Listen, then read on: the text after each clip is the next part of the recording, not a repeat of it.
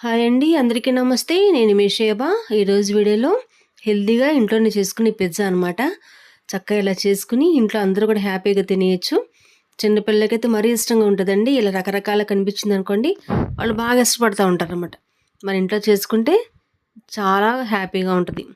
చూడండి, చిన్న చిన్న పిల్లలు వాళ్ళు తినేటప్పుడు వాళ్ళ మొక్కలు ఎంత హ్యాపీ అంటే ఇంకా చెప్పలేం. ఇంకేం కావాలి చెప్పండి. ఇలా చేసి పిల్లలు పెట్టండి. దానికి కావాల్సిన పదార్థాలు 5 బ్రెడ్ స్లైస్లు తీసుకున్నాను. మిల్క్ బ్రెడ్ ఈ సైజులో ముక్కలు కట్ చేసేసుకోవాలండి. మా ఛానల్ కొత్తగా చూసారు, సబ్స్క్రైబ్ చేయండి. వీడియో నచ్చితే ఒక లైక్ ఇవ్వండి. తెలిసిన వాళ్ళకి షేర్ కూడా చేయండి. చూసారా, ఈ సైజులో ముక్కలు కట్ చేసుకోవాలన్నమాట. ఒక అంగుళం ముక్కలు బ్రెడ్ ఉంటే చాలండి. చక్కగా ఇంట్లో పిల్లలు చేసి రకరకాలు పెట్టేయచ్చు అనమాట. ఇలా కట్ చేసుకుని చూడండి, ఈ సైజులో ఇలా కట్ చేసుకోవాలి.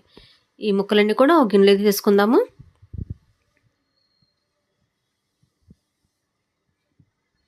దీన్ని ఒక పక్కన పెట్టేసుకుందామండి. మరో గిన్నె తీసుకున్న తర్వాత దానిలోకి 5 గుడ్లు కొట్టానండి నేను. బ్రెడ్ ముక్కలను బట్టి గుడ్డు తీసుకోండి.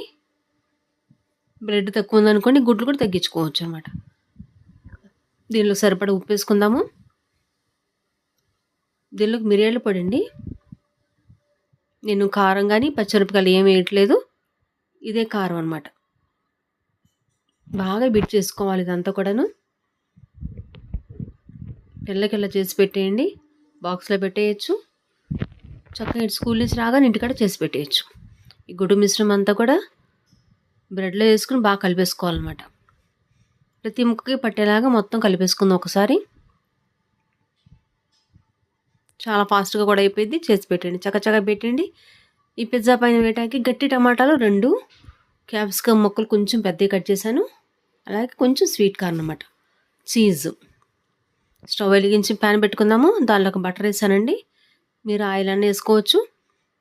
వేడైన తర్వాత మనం కలుపుకున్న బ్రెడ్ ముక్కలన్నీ కూడా దానిలో వేసేసుకుందాము. మంట మాత్రం సిమ్లో ఉండాలి, హైలో అస్సలు పెట్టద్దు అయ్యే వరకు కూడాను.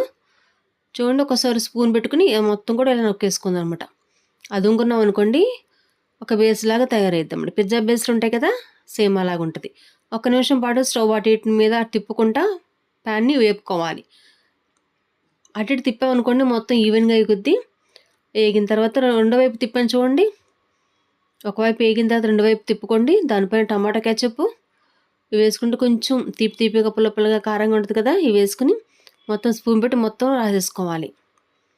అటువైపు నిదానం ఎగుతూ ఉంటుంది. ఈ లోపు మనం ఈ పైన కూడా మనం ముక్కలు ఉన్నాయి కదా, అవన్నీ వేసుకోవాలన్నమాట దీని మీద. ఇవి మొత్తం రాసేసుకున్న తర్వాత టమాటా ముక్కలు మీరు కావాల్సినవన్నీ వేసుకోవచ్చండి దీని మీద. తర్వాత స్వీట్ కార్న్, క్యాప్సికమ్ ముక్కలు, మీకు కావాలంటే ఉడకబెట్టిన చికెన్ ముక్కలు చిన్న చిన్నవి కూడా వేసుకోవచ్చు. ఇలా వేసుకోవాలి. చూసారా, దానిపైన చీజ్ అనమాట. పిజ్జా మీద వేసే చీజ్ అనమాట. చిన్న చిన్న ముక్కలు ఉంటుందండి. ఇది మార్కెట్లో మనకు అందుబాటులో ఉంటుంది. చక్కగా వేసేసుకుని మూత పెట్టుకొని సిమ్లో పెట్టేసుకోవాలి. బాగా ప్యాన్ అటు ఇటు తిప్పుకుంటూ మాత్రం వేపుకోవాలి. చూడండి ఎలా ఉడికిపోయిందో, మొత్తం రెడీ అయిపోయింది అనమాట. చక్కగా తీసుకోవటం, ఇంకా సర్వ్ చేసుకోవటం. ప్లేట్లో తీసేసుకుందాము. చక్కగా ముక్కలు ముక్కలు కట్ చేసుకొని టమాటా సాస్ నంచుకొని చక్కగా తినేయచ్చు అనమాట. చాలా టేస్ట్ ఉంటుందండి. ట్రై చేయండి. ఎలా ఉందో కూడా కామెంట్ చేయండి. ఓకే అండి, బాయ్.